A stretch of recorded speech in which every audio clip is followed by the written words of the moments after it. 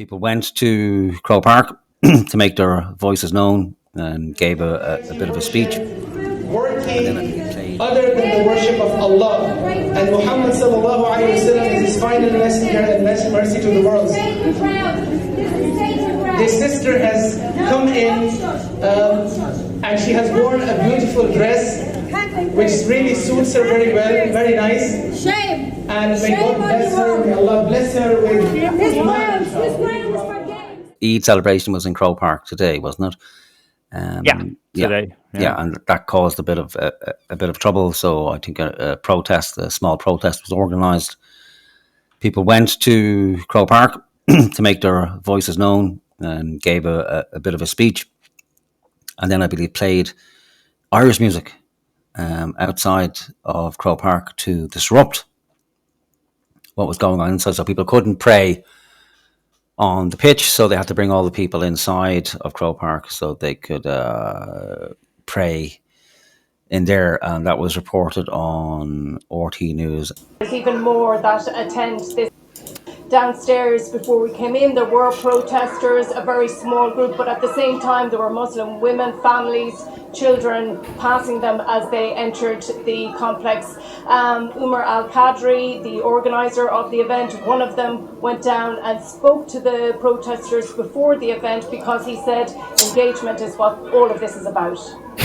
People were concerned about the protests, and I saw them protesting outside. I just thought the flags looked very nice. I thought the Irish music was lovely. So, why not go? Don't fucking lie. No, you didn't. You went down because you thought the flags looked nice and the music was lovely. You didn't. You went down so you could appear on RTE and then benefit from it. What's the penalty for apostasy? What's the penalty for apostasy in Islam? In Islam, there is no penalty for apostasy. Okay, that's lie number one. That's lie number one. No. Okay, what age was Aisha when she married Muhammad? She was 19, but you wouldn't know because you listen to lie number two. They're not scholars. Okay, you listen to people. She was 6. Islamophobes. No, she was not 6. Okay. That's what we don't believe. We don't, as Muslims, believe that. Okay, what's the penalty for adultery in Islam? It's your personal life. Whatever you do, it's your personal life. In the doctrine of Islam, what is the penalty? How about you tell me the penalty of adultery in the Bible? I'm not here to profess the Bible. No, 1 minute. As I said, if you want to ask me questions about Islam, my faith, you are welcome to Islam. No woman in Christianity has been stoned to death because of it. You're welcome to the Islamic Center at any time to ask me questions, and I'll answer all of your questions. Are you a member of the Muslim Brotherhood? Oh no, I'm not. I have condemned the Muslim Brotherhood on many occasions. Just like you said the other day, apparently some Irish teenagers went into a mosque somewhere and started shouting obscenities. But then rather than throw them out, he made peace. He talked to the boys. During a wedding ceremony, by the way. So not only did they interrupt the wedding ceremony, he interrupted it further by deciding to sit down and have a conversation with these ruffians instead of kicking them out. Yeah, that doesn't make sense. It doesn't make sense at all. I was a little arsehole when I was a teenager, and if I was to do something like that, what would happen is you would run in to the church or the mosque, whatever it is, shout something dopey, and then run away as fast as you could because you didn't want to get caught. You don't run in, make some obscenities, or stand there and make a 5-minute speech, and then this guy stands up and says, "Hey, no, please don't run. Wait." Let's talk this out like rational individuals and come to an agreement so we may better understand each other and not have this happen in the future, and we can go forward with our message of peace and unity to the people of Ireland so we can all come together as one under the Brotherhood. That just doesn't happen. If a teenager heard that, all they'd be hearing is yeah, you're not going to hang around. You're out the door as quick as you can fucking go.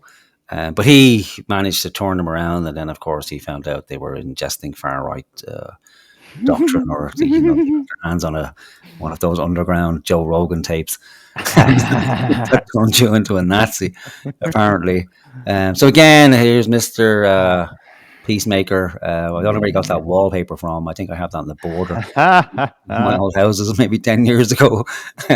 Actually, yeah, it's bedroom wallpaper because it used to frighten me at nighttime. Because if you look at that, it looks like some sort of demonic face, the eyes and the mouth, or some sort of fish. in low lighting, it kind of morphs, Yeah, it's kind of subliminal terrifying, state really. you're in. Yeah. To them and let them know. And so I went to them. I thanked them for the Irish music, and they were taken back. They were shocked, like, what's happening here? And I said, look, No, they weren't. I'm here just to Sure. say hello. And I believe in bridge building. I believe in talking with people. And I believe that often people have a lot of misunderstandings, prejudice, because they have never engaged and interacted. It's only through interaction that we can change the narrative. Yeah. So this with Al-Qadri, it's the soft face of Islam is Yeah. what Al-Qadri is. So Al-Qadri was previously involved with the ICC and the mosque in Clonskeagh and that crowd, who do have links to the Muslim Brotherhood. It's it's a documented fact. But at that time, it did, to give the man credit and to be fair, he did distance himself from the group at that stage. He said that he wasn't on board with that brand of Islam. Right. That brand that says, okay, let's take over the world and have a one world government under. Is that kind of like how Jerry Adams distanced himself from a certain group of people?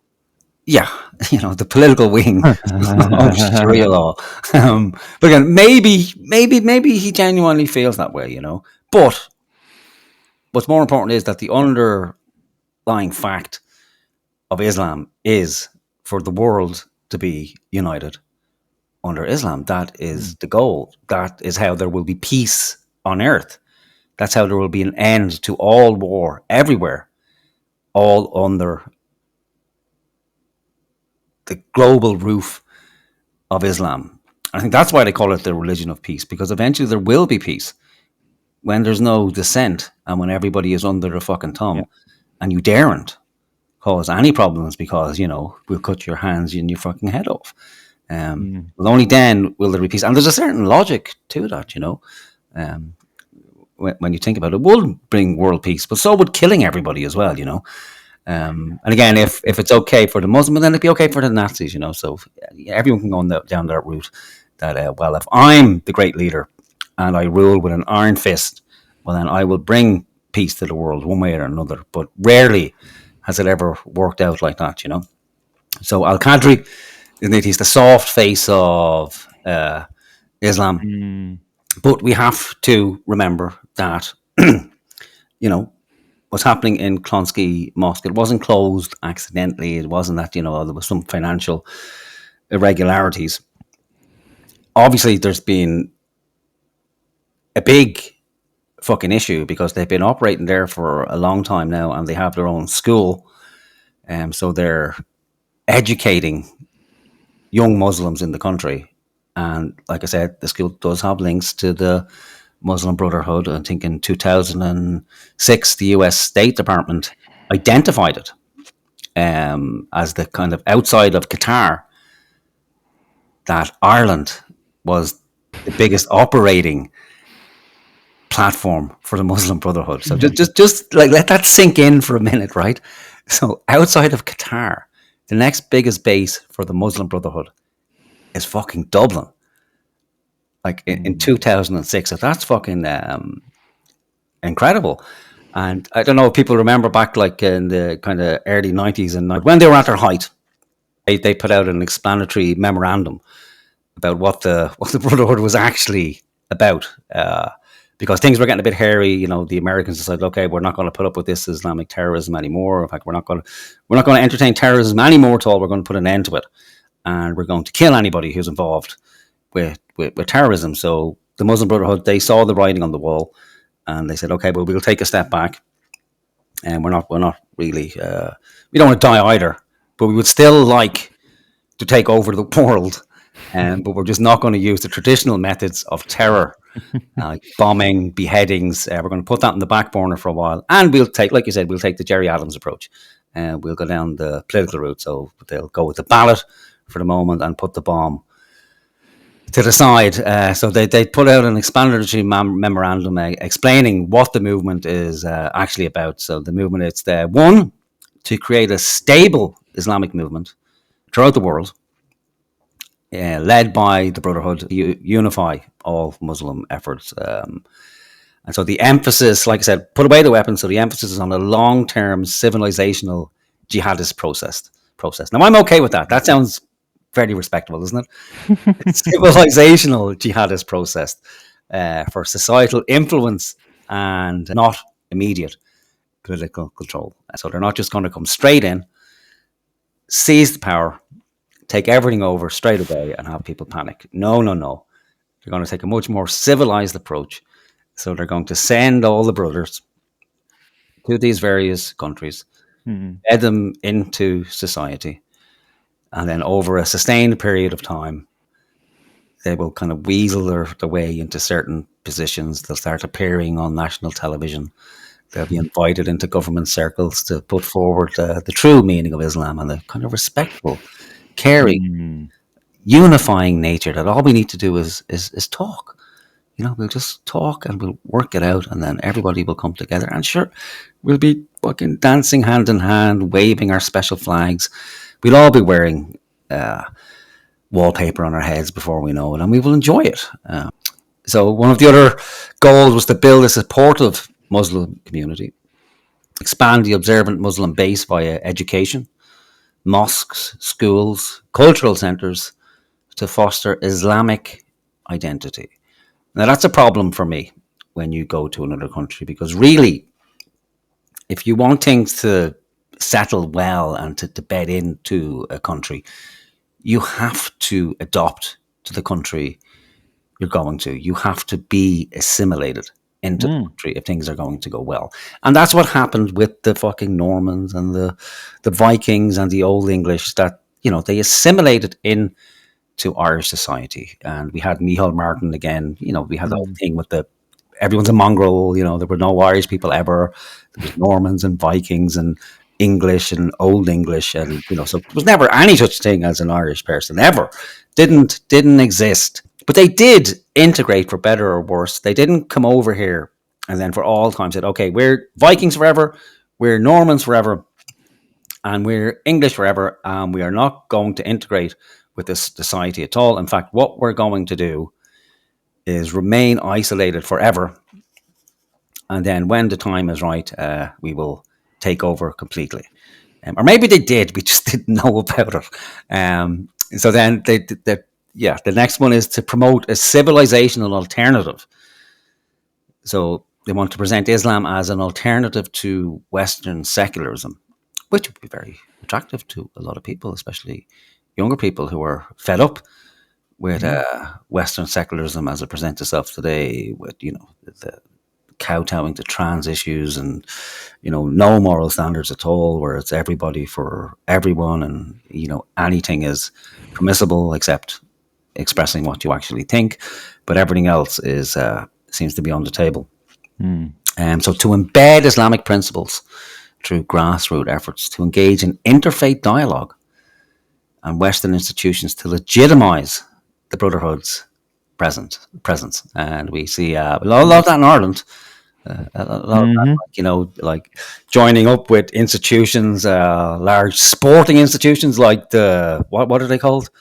The GAA. I'm like, that might be a way in the door, to get into the very essence of what is Irish culture. Embed yourself in there deeply, and then once you're in, you're never leaving. And then if they try to push you out, well, then what you do is you say Islamophobia.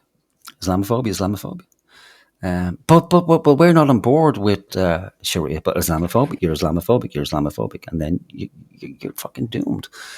To support global Islamic causes, to link the North American and European efforts to global Brotherhood goals, especially Palestinian liberation. Use North American and European Muslims for funding, advocacy, and ideological support, absorbing organizations under Brotherhood control. So there you go, dear leftists. Not saying it's the case, but the Muslim Brotherhood saw an opportunity and a weakness within European societies that, okay, well, look at these. There's this civil society section in these North American and European countries that are, easily captured. We fund them. We insert our own people in there, and then we bring them around to our ideology. And again, a lot of these civil organisations, they actively chase funding. And Ireland's already primed to be on board with a lot of this, given what's happening in Palestine and Irish people's natural affinity towards the underdog, you know. If we throw our minds back to when the founding of Israel, the Irish state was on board with that because they viewed the Jews as the underdog. Look at these poor people who've had to fucking, scattered to the four winds. They've gone through the Holocaust and now they're setting up their own state.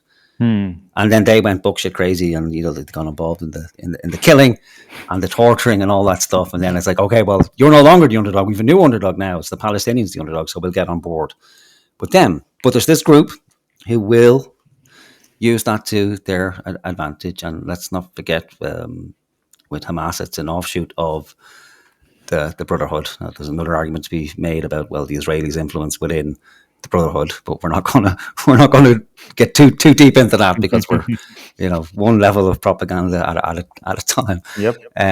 So use North American and Muslim European Muslims for funding, advocacy, and ideological support, absorbing organisations under Brotherhood control, undermining Western systems, destroying Western civilization from within via grand jihad, levering democratic freedoms. And again, that's unfortunately it's a weakness of Western society, that because we have so many freedoms, that they're open to abuse, and very easy to subvert a nation, especially when we're so open. And we see that in Ireland. We don't see a lot of Muslims presenting themselves as the face of this.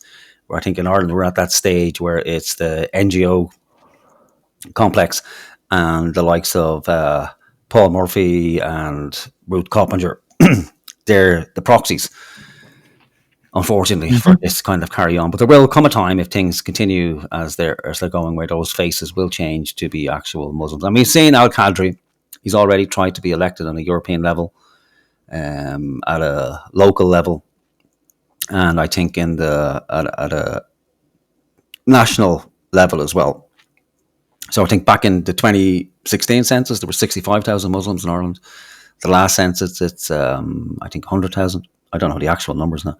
And I think the projection by 2030 is 125,000. But that was modelled on figures from maybe 5 years ago, before we had this, enormous influx of people. And we see it as we walk down our streets and villages. We see that there's more and more of these faces.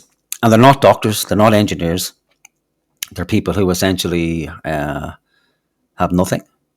And part of the goal here, again, another part of this goal is dawah, that's to go and preach and invite people to Islam. So there will be a focus on young native Irish people as well.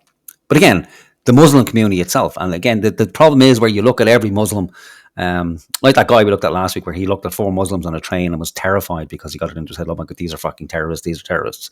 I'm not trying to say that every Muslim is a terrorist, but there are these organizations who are in our society, and this is their global plan, is initially to focus on the Muslim community, to have the mosques as centers, and then to have cultural centers like the large one in Clonskeagh, and set them up and then educate children. And we know that it's not just unique to the Muslim Brotherhood, it's how all countries work. You create these large institutions called schools. You set them up to have a certain curriculum and programming, and then that's how you make your perfect citizens. And then some of them get broken and have independent thought over time, and they start to question things. But by and large, it's a factory process. You send them in, and they come out in a certain way with certain ideas that, okay, well, it's a good idea if I spend most of my life, doing repetitive tasks for little reward and lose 90% of my life to it, and then make myself feel better by giving out about people who don't. It's a madness when you think of it, when you go down the reductionist route and pull it apart. It's a crazy fucking system, but it's a very effective one, and that's what they're doing with their young guys. Is indoctrinating them with Islam and jihadist ideology. And that's a fact. It has been happening. The school is now closed, I think. So it might be the end of that. Then just to have a look at the kind of the Islamic movement in Ireland. So that mosque in Clonskeagh, the ICCI, so we said it linked to the Muslim Brotherhood, and that's through another organisation called the Federation of Islamic Organisations in Europe, the FIOE, and that was led by Sheikh Hussein Halawi. So he's the ECFR Secretary General, and that organisation serves as a hub for religious education and cultural programmes, that aligns with the Brotherhood's legal or leadership goal. I beg your pardon. And again, the role in Ireland is still the same. So it's to build a Muslim community, and that was chaired by a guy called Yusuf Al-Qaradawi, not Al-Qadri, close. So maybe people might have a look into that name. I'll put it in the description once we get done here tonight. And again, the same thing, to promote Muslim identity throughout schools, mosques, and outreach programs. So we said population back in 2016, 63,000, projected to be 125,000 by 2030. And so there's another organisation that the Muslim Brotherhood operates throughout in Ireland as well, and that's the Muslim Association of Ireland. That's based in Tallaght. We haven't really heard a lot about that one. We've only heard about the one in Clonskeagh, but another organisation in Tallaght, and I'm sure there are many more throughout the country as well. Now, people are going to get their knickers in a twist, especially the media, if we start going down this route. But we have to. We have to know, what's going on in the country. We have to know who these people are. People are terrified and they might be dismissed, but we've never had a terrorist attack in Ireland from Muslims. And we may never have a terrorist attack in Ireland from Muslims because they're a few steps ahead of us. They know that that's not the way to the goal. They probably learned that from us and the provisional IRA movement, that even they realised eventually that, okay, we're going to have to stop with the bombings and the killings because the world has fucking changed. And what we have to do now is, put our big boy pants on and use the tools available to us that other more advanced civilizations have been using for a long time, old ones and new. But we have to do what the Americans do and what the British do. And that's essentially what they are doing. So what these organizations do, it's part of the promoting of a civilizational alternative. And like I said, I think a lot of people are going to be open to that. It might be a hard task for Islam to do it because I think enough people are kind of awake to it at the moment. But you never know; these things tend to grow exponentially over time. And we look to the UK, a lot of converts in the UK to Islam. So the ICCI, that's the guys in Clonskeagh, their role is to engage with the Irish authorities, with Halawi's role in the Irish Council of Imams, and state events like the one we have in Croke Park and others. So they position the Brotherhood as a Muslim voice. And the ECF awards, so people know, they issue fatwas. So that's what they're responsible for in Europe, is issuing fatwas to all these mosques throughout Europe and good old Ireland, reflecting the Brotherhood's strategy and their dawah. This is how they get people to invite people into. So it's like a real theocratic structure.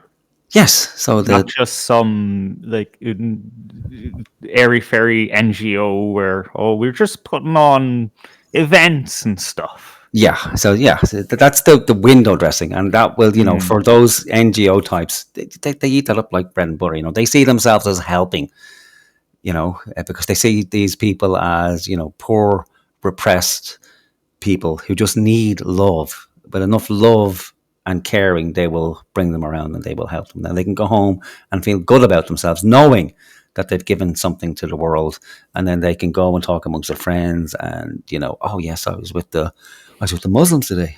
I'm not racist at all. I was with the Muslims. I'm so I'm so cosmopolitan. You know, I have Muslim friends. I have friends from the Brotherhood. They invited me into the Brotherhood. I'm now one of the brothers. Yeah, kind of silly people. And we saw an example of that with on that Virgin Media show, I think Frontline or something like that. But John McGurk was on, and he was debating someone from the Hope and Courage collective about the far right, and he spanked her. He bent her over the table, pulled her knickers down, and gave her a good old fashioned spank. I've never seen someone so severely spanked in my life, and that kind of almost wiped away his very, very soft approach to interviewing Pater Tobin. But he spanked that woman like I think I almost got an erection watching it because she was spanked so hard. So yeah, the undermining of Western systems. There's no kind of real evidence we can point to say that we caught them in the act. We have the documents. But we can see it with our own fucking eyes. This soft approach with the likes of Al Qadri.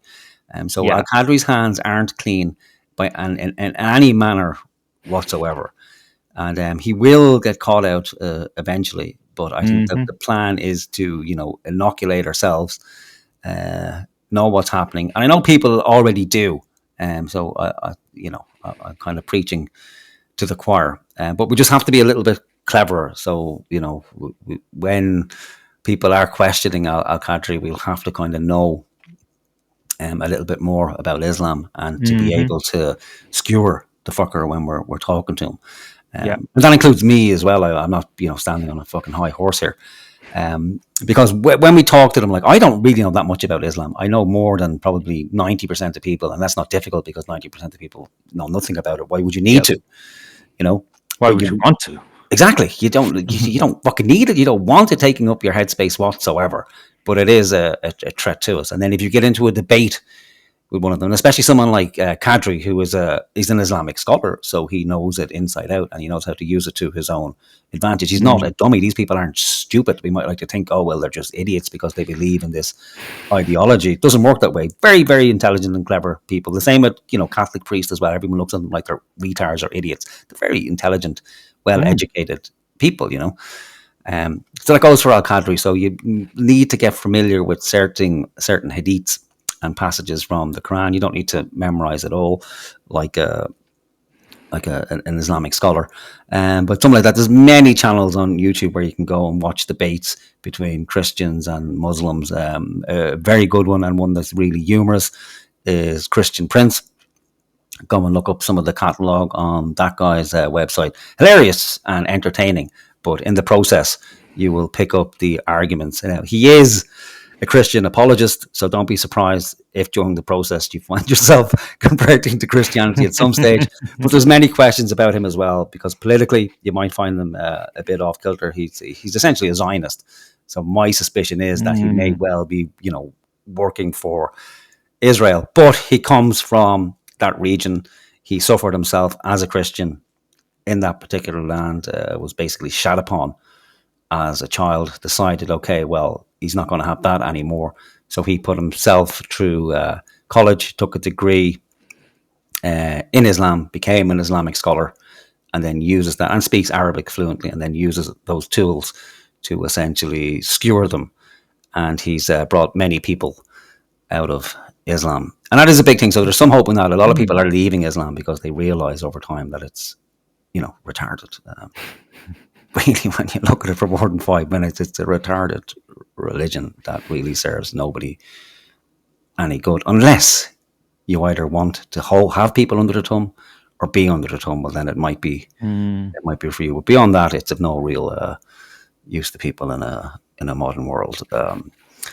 So Croke Park and the GAA, what are they doing is beyond me engaging with this. And again, I know it's the progressive thing. It's like, oh, we have to be nice. We're welcoming to our neighbours. We have to be inclusive, and everybody has to be welcome. We have to let everyone and their mother in. I think today, as part of a protest, some woman went in to the event. We bear witness that there is no deity worship worthy other than the worship of Allah. And Muhammad sallallahu alayhi wa sallam is his final messenger and mercy to the world. This sister has come in and she has worn a beautiful dress which really suits her very well, very nice. Shame. And may God bless her, may Allah bless her with This ground is for games. Stand here for me, Teresa, will you? Give me a hug. You okay? Did somebody? No, I wasn't hurt. I wasn't harmed. You're emotional about this. You went in there on the QT. Take your time. I did. So this is Teresa from Drimna, and she's been with Southside Says No for a long time, on the forefront, on the front line of all of this. A brave Irish warrior woman. I know her well. She's come out of here now. She's worn her T-shirt, made her point in there. You said a rosary. There's her rosary beads, guys.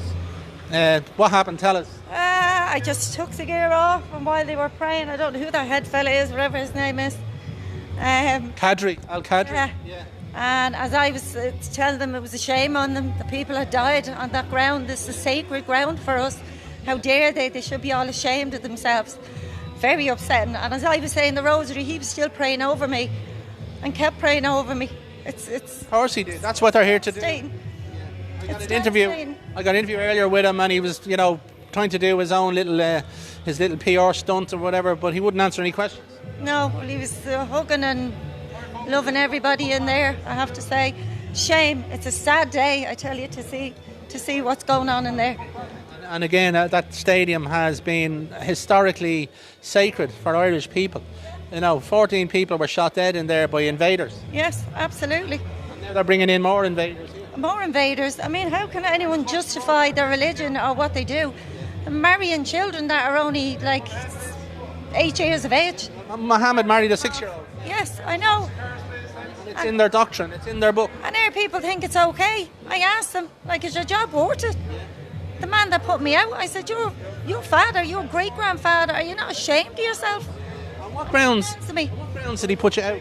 They just kept telling me to shush and be quiet while I was saying the rosary, but I said it all the way out the door. Told me to shush, that there was children around. Shush. And you're obviously emotional now about it. I don't blame you. As I said, I wasn't hurt. Nobody put their hand. I was just asked to leave. I made sure I grabbed my runners on the way out because he took my shoes off me.